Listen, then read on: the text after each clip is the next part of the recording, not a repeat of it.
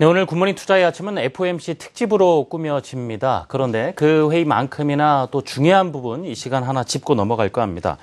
중국과 관련해서 2대 논쟁이 불거지고 있는데요.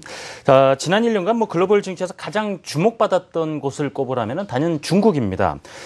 그런 만큼 앞으로 중국 주가라든가 경기 향방이 어떻게 될 것인가 상당히 관심사일 텐데 이런 상황에서 공교롭게도 증시 거품이라든가 중진국 함정 논쟁 이 두 가지가 동시에 불거지고 있습니다. 한국경제신문사 한성춘 논설위원과 함께 자세한 내용 나눠보겠습니다. 위원님 안녕하십니까? 네, 안녕하십니까? 네. 미국 연준의 회의만큼이나 또 주목해서 볼 뿐이면 중국 이야기인데요. 자, 이제 본격적으로 말씀 나누기 전에 위원님과도 이 FOMC 회의 이야기 좀 잠시 나눠볼까 하거든요. 기존의 연준에서 늘 이야기해왔듯이 시장의 충격을 최소화하면서 시장의 분위기 봐가면서 하겠다라는 그런 분위기 고스란히 느껴집니다. 이런 얘기해서 죄송합니다는 한국경제TV에서 연준회의 결과 특집 한달이시는데요. 네. 특집이 무색할 만큼 3일 전에 말씀드렸던 내용이 고스란히 오히려 그때 예상보다도 금리 인상이라든가 통화정책의 완화 정책의 지속 가능성 이런 문제에 대해서는 그때 예상보다 더 비둘기적인 성향으로 간 것이 아닌가 생각합니다. 그래서 문구상이라든가 이런 데 크게 변화가 되는 게 없고요. 우리가 이번에는 그 경제 전망을 잘 보여야 된다는 말씀을 드렸습니다. 경제 전망에서 보면 회의 전에는 한 2.1%까지 떨어지지 않느냐 하는데요. 이번에 1.8% 하단선이 1.8% 되니까 결과적으로는 달러 강세에 대해서 상당히 부담을 느끼고 있다 이렇게 보시면 되겠습니다. 그래서 오늘 이렇게 보면 연준 결과 회의 이후에 달러가 상당히 좀 약세를 보이는 이런 국면이 전개되죠. 국채 수익률도 또 떨어지고요. 네, 그렇습니다. 그리고 시장의 평가에서 보더라도 나온 그 평가를 보면 사실 그 금리의 인상은 되다 하더라도 인상 속도 부분에 있어서는 우리가 부담이 되지 않을 정도로 오히려 시장 예상보다도 더 사실 통화정책의 완화 기조 이런 부분이 더 전형적으로 간 상태다 이렇게 볼 때 있습니다. 그래서 우리가 항상 그런 말씀을 드렸었죠. 연준의 그 금리 인상 가능성 시사하는 앨런의 시사 가능성은 이미 한 달 전서부터 나온 얘기죠. 그걸 이제 앨런이 자기 자신의 얘기를 했던 부분이기 때문에 이번에 의해서 어떤 입장을 보이느냐. 이게 이제 회의 전에 관심을 둬야 될 관전 포인트다 하는데요. 그 말 바꾸지는 않겠죠. 그 말 바꾸지 않는데 그래서 연내 금리 인상이라고 딱 이렇게 시사한 것은 이미 한 달 전부터 나온 얘기다 이렇게 말씀드리겠는데요. 결과적으로 시청자 여러분 너무 이렇게 금리 인상 부분에 대해서 호들갑 떨 필요는 없다. 결국 금리 인상도 미국의 증시 안정, 경기 안정이다. 자연스러운 과정이다. 그렇습니다. 돈을 푸는 것도 이렇게 생각하시면 되겠습니다. 돈을 풀고 그다음에 사실상 금리를 내리는 것도 증시라든가 경기를 안정시키는 거고 그다음에 금리를 올리고 그다음에 돈을 양적으로 줄이는 것도 증시라든가 경기를 안정시키는 거다. 정책 목표는 똑같다. 그러면 왜 차이가 있느냐? 경기 여건이 안 좋을 때는 푸는 거고 경제가 좋아질 때는 줄이는 거다.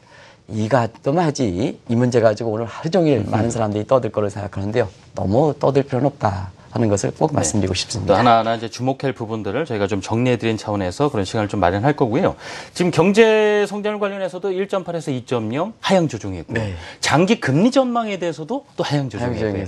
그래서 오히려 이전보다는 더 비둘기파적으로 좀 아무래도 이제 그 점에 있어서는 이 IMF라든가 월드뱅크라든가 OECD가 신흥국의 그 긴축 발작이라고 표현하는데요. 저는 그냥 영어로 표현하겠습니다. 테이퍼 텐트림. 수도꼭지를 꽉 넣는 과정에서 어려움을 겪는 이 테이퍼 텐트림이 우려되는 상황에서 보면 역시 미국 경제도 미국 경제만 생각해서 금리를 과감하게 올릴 경우에는 어떤 문제가 발생하냐면 신흥국이 경제 비중이 높은 상태에서 신흥 경제가 안 좋으면 미국 입장에서 역풍을 만들거든요. 리버스 스피러브 이펙트다 하는데 앨런이 가장 중시하는 대목 중에 하나입니다.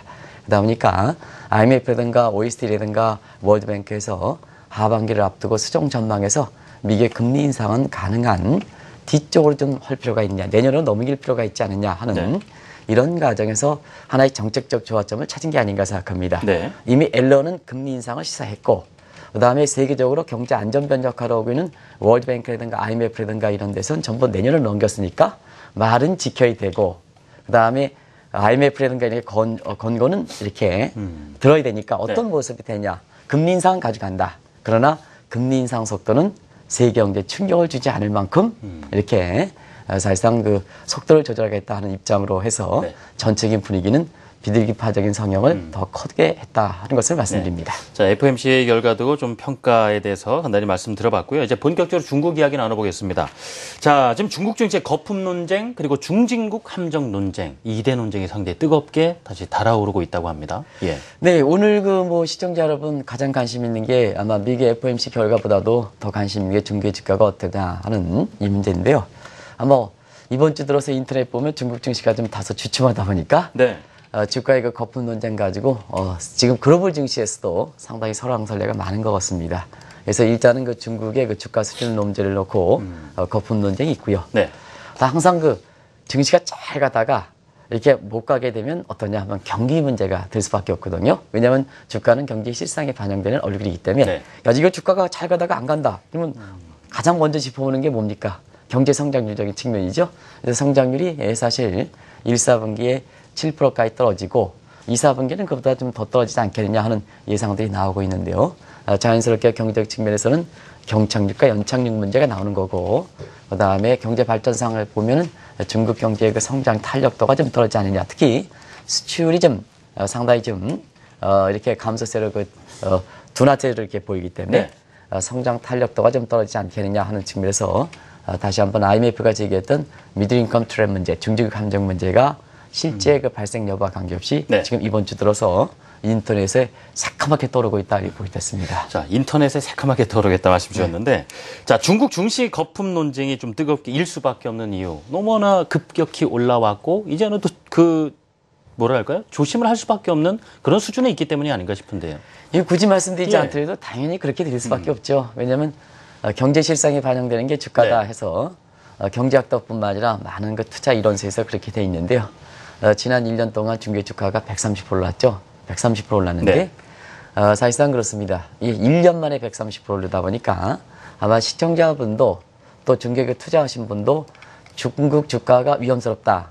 대부분 다 느끼실 겁니다.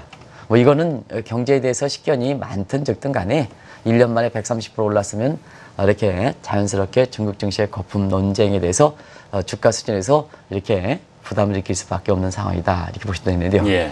특별히 저희 같은 사람이 여기 와서 대표적으로 이렇게 얘기합니다는 시청자 여러분도 느끼는 사항이 커먼센스고 경제 상식이 바로 뭐냐 경제 이론입니다. 그래서 여기 나온 사람들이 얘기하는 것이 뭐 특별한 내용들이 아니고 전문가라 그 칭하지만 특별한 사람들이 아니다 하는 걸 말씀드립니다. 시청자분이 느끼시면 그게 뭐냐 거품으로 얘기해서 방송에 얘기하는 거다 하는 걸 말씀드리는데요. 자연스럽게 그렇지 않습니까? 우리가 보면 일부 그 증권사에서 브라질 국채를 팔고 그 다음에 중국 증시를 밀어넣으라 하는 이게 4월 중순부터인데요. 공개를 끄도 그때 당시서부터는 중국 주가가 왔다 갔다 하는 워블링 장세를 보이고 있지 않습니까? 그리고 또 한 가지는 신흥국 증시에서 보면 아무래도 외국인의 역할이 상당히 중요한데요. 외국인들이 이때부터 오히려 중국 증시를 팔고 나갔던 상황이거든요.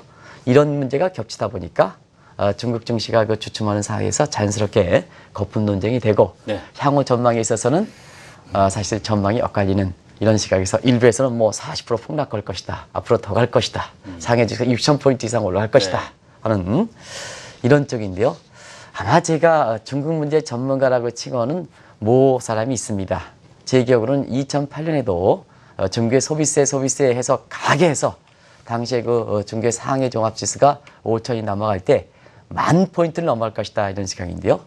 최근에 그 사람이 다시 중국의 그 상해 종합지수가 5천이 넘니까 중국 경제가 받쳐줘서 다시 한번 뭐 전고점을 사상 최고치를 뚫을 것이다 이런 얘기 나오는데요. 사실상 그렇습니다. 요게 맞을지 안 맞을지 전망이 엇갈린 시각이다 이렇게 보이겠습니다. 정말 증시 거품 논쟁이 더더욱 뜨거워지는 이유 보면 여러 가지 일어난 현상들 중에서 일단은 6월 들어서 한 주간 기준 한 7일간을 봤을 때 외국인이 신흥국 시장에서 주식 펀드 이쪽에서 대거 자금을 빼갔다는 얘기가 나오면서요. 그중에 상당 부분 거의 뭐 70% 정도가 중국에서 빠져나갔다는 얘기가 나왔습니다. 우리가 이제 중국의 그 자본 유치 통계를 이렇게 보면 대체로 보면 신흥국의 그 포트폴리오 펀드 리서치라든가 이런 데서 발표하는 내용들이 비교적 좀 빠르고 그다음에 믿을 수 있는 통계다 이렇게 보시되는데요. 이달 들어서 4일에서부터 10일까지, 그러니까 첫째 주에 해당되냐, 둘째 주에 해당되냐, 둘째 주에 걸쳐 있습니다. 걸쳐 있으니까. 예. 이렇게 보면은 약 93억을 신흥국에서 이탈한 거로 이렇게 나오고 있습니다. 이게 큰 규모다 이렇게 보시면 되는데요. 얼만큼 큰 규모냐 하면, 네. 당시에 제가 미국에 있을 때 2008년 1월 정도 이때 첫째 주 미국에 막 올 때 시점인데요. 이때 그 신흥국에서 자금 이탈이 많이 됐습니다. 그래서 그때 상해 종합지수가 6천에서 5천으로 아주 네. 내리꼽을 때 이때 해당되겠습니다. 이때 공교롭게도 중국 증시에 그 자금 이탈되면서 그때도 그 한 110억 정도가 이탈됐었거든요. 그 이후로 4일에서 10일까지 이탈한 규모가 두 번째로 큰 규모다. 그러다 보니까 네. 사실 그때 당시에 중국 증시를 연상할 수밖에 없고, 예. 그런 중국 증시의 신흥국에서 자금 이탈 규모에서 90억 이상의 이탈 규모 중에서 중국이 과연 얼만큼 이탈했을까 하는 측면에서 보면 네. 중국이 지금 말씀대로 70% 이상에 해당되는 60억 달러 이상 이탈된 거로 나오거든요. 그러다 보니까 자연스럽게 이 중국의 그 증시 거품 논쟁이 일어날 수밖에 없다 이렇게 되는데요. 더더구나 이제 오늘 연준국 회의 결과에서 보면 한 달 전에 엘렌이 미국의 금리 인상 가능성을 시사했죠. 연내. 네. 이 이후로 사실상 미국의 국채 금리가 2.5%까지 근접하고, 그러다 보니까 캐리 자금상의 역성서 보면 미국의 금리 인상 우려에 직접적으로 영향을 받는 달러 캐리 자금 같은 경우는 오히려 네거티브 캐리 트레이드 여건이 형성된 상태예요. 이 네거티브 캐리 트레이드에서 보면 신흥국에 자금이 유입됐던 자금들이 미국의 금리 인상 가능성이 확실해지면 미국 쪽으로 흘러들어가는 양상이 파지티브 캐리 트레이드에서 네거티브 캐리 트레이드다 이렇게 보시면 되겠는데요. 예. 이 네거티브 캐리 트레이드 여건이 형성되는 상에서 중국 증시에서 자금이 외국인들이 자금이 많이 이탈되다 보니까 자연스럽게 실현 여부와 관계없이 네. 중국 주가의 거품 논쟁이 일고 있다 이렇게 볼 때 있습니다. 자, 그럼 거품 논쟁 여기서요. 뭐 이론적으로도 저희가 거품이냐 아니냐를 판단하는 지표가 있지 않습니까? 그 중국 주가는 실제로 이런 그 지표에 근거해 봤을 때 낀 정도인지 어느 정도인지도 판단을 해봤으면 하는데요. 예. 신흥국은 예. 증시의 거품이라다 이런 것이 선진국에 만들어낸 전통적인 거품 판단 지표 가지고 이렇게 정확히 판단할 수 없다 하는 걸 꼭 말씀드립니다. 예. 우리가 보면 신흥국 증시가 1년 만에 130% 오르지 않습니까? 중국 증시 같은 경우에는. 네. 이런 증시를 전통적인 펄이든가 뭔가 때리면 자연스럽게 고평가가 나오는 겁니다. 거품이 나오는 겁니다. 그래서 오늘 참고적으로 시청자 여러분 이걸 믿지 그렇게 크게 참고할 만한 필요는 없다 하는데요. 많은 사람들이 이 대목에서 거품 논쟁하면 퍼 가지고 많이 따지는데요. 퍼는 당연히 올라가겠죠. 1년 만에 130% 올라갔으니까 지금 퍼가 84%에서 전통적인 지표로 보면 당연히 거품이죠. 이 거품 논쟁의 발단이다 이렇게 보게 됐습니다. 근데 지금은 전통적인 재무제표상에 퍼 가지고 증시에 거품이 있다, 거품을 판단하지 않는다 하는 것은 뭐 잘 아실 거로 생각합니다. 그래서 요즘에 그 미국도 증시 거품, 미국의 금리 인상 이런 거 관련해서 Fed의 요게 FVD 모델이라고 했는데 요게 Fed의 밸류에이션 모델입니다. 네. 요 평가하는 방식은 제가 한 달 전에 한 달 넘게서 일부 정부 기관이라든가 금융사의 Fed의 밸류에이션 모델 요걸 가지고 이제 정확하게 뭔가 하는 것을 좀 말씀드린 적이 있는데요.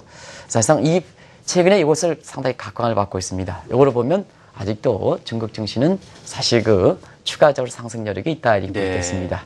그래서 전통적인 펄이든가 이런 지표를 보면 사실상 그 가장 이렇게 84배 뭐 이렇게 하니까 거품 논쟁일 수밖에 없고, 그다음에 최근에 각광을 받고 있는 Fed의 밸류에이션 모델이든가 FD 모델을 보면 아직도 추가 상승 여력이 있다. 자, 그러면 시장에서 보통 판단한 지표는 거품이고, 네. 그다음에 최근에 Fed의 밸류에이션 모델 같은 경우는 가치를 중시하는 이런 모델을 볼 때는 사실상 지금은 추가 상승 여력이 있다. 있고. 예. 자, 이게 전망이 엇갈리는 네. 겁니다.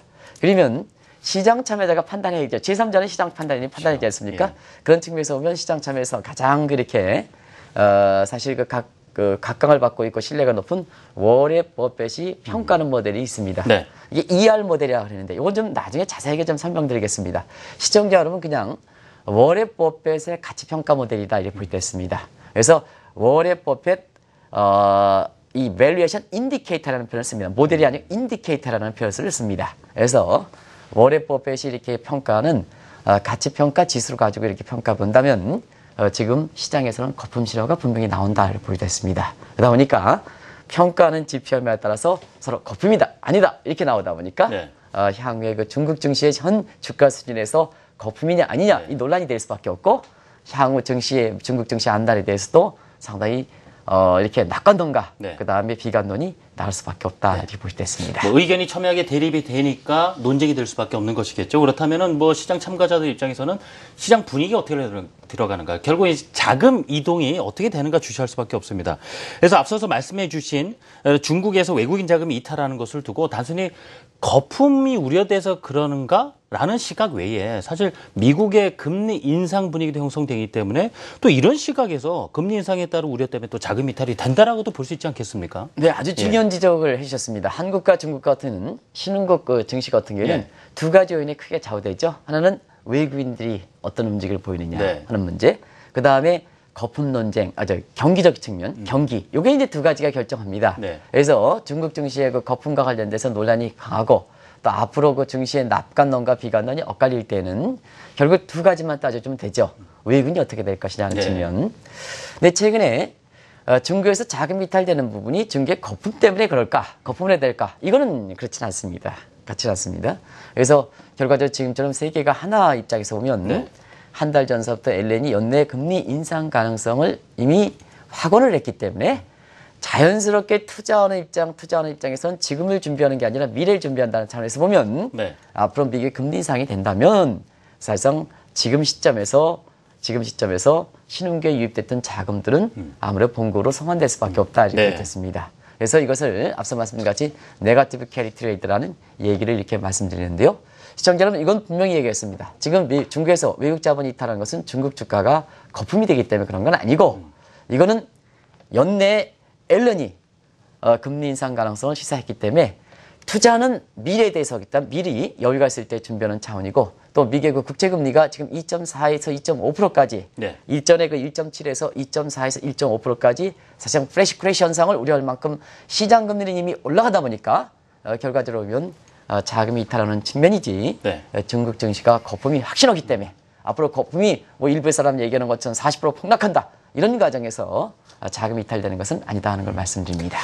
이 증시 거품 논쟁이 그래도 이게 올라오는 것도 한편으로 보면은요, 이게 이런 논쟁을 지지해주는 이유겠죠.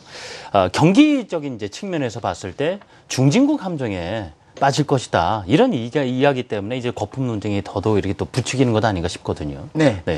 사실 이제 외국 자본의 문제가 있어서 알아본 데 이어서 사실 중국에서 주가 문제가 어떻게 될 것이냐 하는 측면에서 보면 결국은 가장 중요한 게 경제 성장률로 대변하는 경기 문제거든요. 근데 이제 앞서 말씀드린 같이 중국의 성장률이 떨어지는 상황에서 단기적인 경기 순환 사이클에서는 경착륙 문제가 다시 불거지고 그다음에 중장기적으로 이렇게 보면은 역시 중진국 함정 문제가 얘기되는데요. 이 중진국 함정 문제가 이렇게 정확하게 이해하기 위해서는 사회주의 국가는 계획 경제입니다. 시장 경제와 다르거든요. 부분적으로 시장 경제가 도입하고 있습니다는 항상 이 사회주의는 사회주의 성장의 이론상으로 보면 growth path다 해서 성장 경로를 이해하셔야 되거든요. 그러면 초기 단계에서는 생산성을 증대시킬 수 있는 사회적 간접 자본이 갖추지 못하다 보니까 양뜨기 경쟁한다. 대약진 운동 같은 이게 extensive 그냥 양만 늘린다. extensive 늘린다는 얘기죠. extensive growth path 단계다 이렇게 보시면 되겠고요.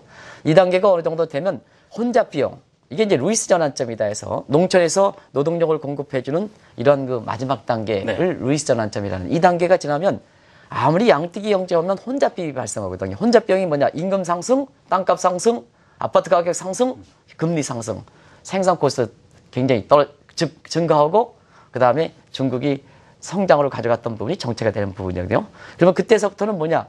사람 한 사람당 쥐어짜야 돼요. 쥐어짜는 게 좋은 편은 생산성 증대고 다른 측면에서 보면 어떠냐면 뭐 일부 사람들이 신흥국 얘기할 때 쥐어짠다 이렇게 얘기하죠. 근데 뭐 양면성이 있을 겁니다. 쥐어짜느냐, 쥐어짜느냐 아니면 생산성 증대하느냐. 그만큼 한 사람당 효율성을 증대시키는 쪽으로 간다는 얘기입니다.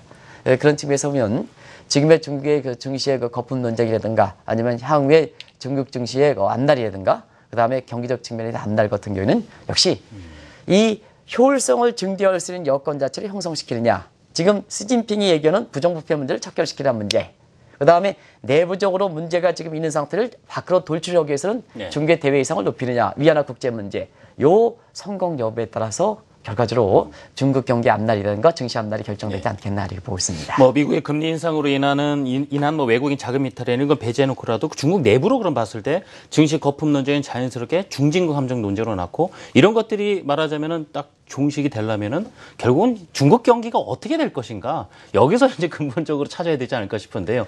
어떻게 그 중국 경기를 바라볼 것인가 그렇다면은 또 투자자 입장에서 어떻게 대처를 하는 게 좋을 것이냐로 귀결이 되는 것 같습니다. 네, 앞으로 뭐 실제 발생 여부와 관계없이 하반기에도 예. 중국 증시의 거품 논쟁, 그다음에 경기적 측면에서는 뭐 경착륙과 연착륙 문제, 중국 함정 문제 계속될 겁니다. 앞으로 계속될 겁니다. 그러면 사실 이런 시점에서 투자자분들이 이렇게 전략을 잘 세우는 게 중요할 거로 이렇게 보이는데요. 네. 오늘 뭐 중국 증시의 거품 논쟁, 그다음에 경기적 측면에서 경제 발전상 중국 함정 얘기하더라도 사실상 중국 증시가 나쁘다는 얘기 아닙니다. 입전서부터 말씀드렸다시피. 네. 근데 지금은 사실 거품 논쟁인 만큼 중국 주가 지수가 상당히 높고 중국 증시의 트라우마를 갖고 있는 입장에서 보면 중국 증시가 상당히 좀 뜨겁게 달궈졌다 하는 것은 다들 아실 겁니다. 그런 측면에서 지수 부담이 있는 상태인데요. 그러면 지수 부담이 있을 때는 자, 호재가 발생하면 상승폭은 조금, 네. 악재가 발생하면 크다. 그러면 이럴 때 상해 지수가 1000포인트 가는 시간은 많이 걸린다. 네. 자, 1년 전 6월 달 말에 중국의 상해 지수가 2000포인트대거든요. 그때는 네. 뭐냐? 호재가 발생하면 중국 증시의 주가 상승폭이 크고 악재가 발생하면 중국 증시의 하락폭은 적거든요. 네. 그때 1000포인트 가면 사실 그때는 달성하는 기간이 짧다. 그러면 지금 시점에서 보면 오히려 투자에서만 같은 수익률을 낼 때 네. 투자 기간이 짧아야 된다는 측면에서 보면 중국 증시가 앞으로 비관 여부와 관계없이 사실 투자 관점에서는 너무 이렇게 직구라든가 일부 사람이 브라질 국채로부터 거기에 투자해라 이렇게 불붙일 단계는 아니다 하는 걸 말씀드립니다. 네. 또 한 가지는 작년에 1000포인트 올라가면 수익률은 50%입니다. 왜냐? 베이스가 2000포인트이기 때문에 지금의 시청자는 분명히 아셔야 될 게 1000포인트다. 증권사에선 1000포인트 얘기합니다. 브라질 국채를 팔고 그쪽에 얘기하는 사람들은 1000포인트. 근데 지금 베이스 라인이 5000포인트가 됐으니까 1000포인트 올려도 수익률은 20%밖에 안 된다. 예, 상대적으로 작아질 수밖에 없고요. 그러다 보니까 지금 상태에서는 중국 증시에 뒤늦게 뛰어붙이는 것보다는 위험 관리가 필요하다. 소위 리스크 관리가 필요하다. 해서 중국 증시의 앞날의 여부와 관계없이 비관적으로 보는 게 아니라 지금 시점에서는 리스크 관리가 필요하다. 그럼 리스크 관리가 어떤 하냐? 네. 많은 사람 얘기해라. 한국경제TV 자세히 보시기 바랍니다. 전문가들이 다 얘기가 또 맞는 게 아닙니다. 그러나 다양하게 보는 네. 그 자체가 시청자분의 여러 가지 그래서 안목을 좀 넓힐 수가 있다는 게 그게 리스크 관리입니다. 그리고 이렇게 그 지수가 높아져 있을 때는 자, 증시의 참여자 입장에서 보면 어떻겠습니까? 정보의 양과 질이라는 측면에서는 외국인과 기관 투자가 개인이 있을 때 다 그런 건 아닙니다는 정보의 양과 질에 있어서는 뭐냐면 가장 취약한 것이 역시 개인이거든요. 개인이 뒤늦게 직구하겠다면 리스크에 노출된다. 그게 재산을 증식할 가능성 얻어가 잃을 가능성이 악재가 있어서 잃을 가능성이 높다 하는 측면에서 이제는 정보가 많은데 좋든 싫든 간에 정보가 많은데 기관 투자가라든가 그 다음에 외국인 근데 외국인은 좀 제외하고 국내 그 증권사에서 나오는 중국과 관련된 펀드라든가 이런 것이 간접적으로 하는 것이 리스크 관리다. 자, 대신들은 많은 좀 전문가라든 얘기해달라. 짚고지 마시고 두 번째는 두 번째는 이제는 간접적인 금융상품, 중국 관련된 상품에 이렇게 투자할 시점이다. 그래야지 향후에 추가적으로 이렇게 올라가는 부분에서 이익을 누리면서 경우에 따라서는 증거금 규제 딱 나오면 5% 폭락하는 내 재산의 손실은 이런 가능성을 좀 줄일 수 있는 방법이라는 걸 꼭 말씀드립니다. 이 투자자 사이에서도 인터넷상에서도 뜨겁게 달궈지는 논쟁입니다. 중국 증시의 거품 그리고 중진국 함정 논쟁에 대해서 어떤 시각을 갖는 것이 바람직할까 말씀 나눠봤습니다. 한국경제신문사 한상춘 논설위원이었습니다. 위원님 감사합니다.